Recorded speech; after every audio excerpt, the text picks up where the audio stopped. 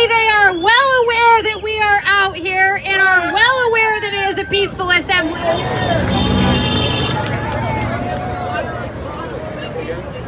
All right, so they have shut down the schools, the churches, they've shut down your businesses, and now they've shut down the assembly chambers, hoping at this very minute that they can even shut down literally the entire property out here at the library. Ask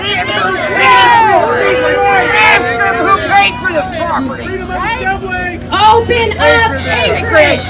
Open up Anchorage! Open up Anchorage! Open up Anchorage! Open up Anchorage! Open up Anchorage!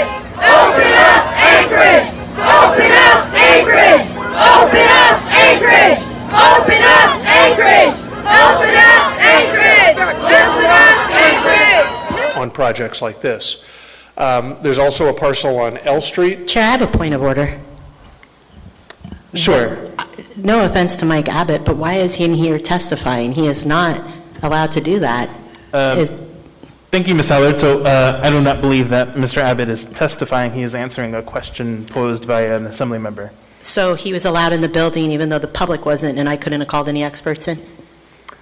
So when we get to, after we are done with the presentation and we get to discussion, any assembly member could dial an expert if they so pleased and had questions for them. That is a right that any assembly member has.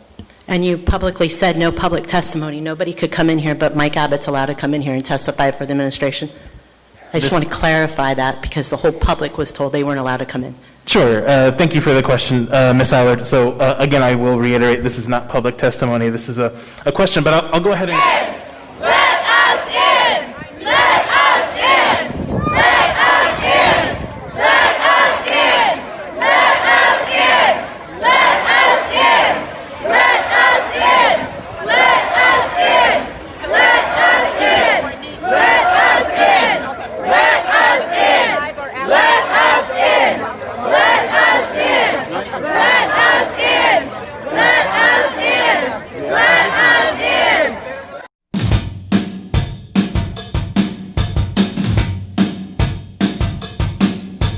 We're not gonna take it. No, we ain't gonna take it. We're not gonna take it anymore.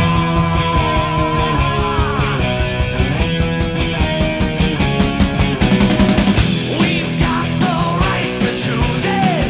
There ain't no way we'll lose it. This is our life. This is our song. We'll fight the powers that be just. Don't pick on destiny, 'cause you don't know us, you don't belong. We're not gonna take it. No, we ain't gonna take it. We're not gonna take it anymore.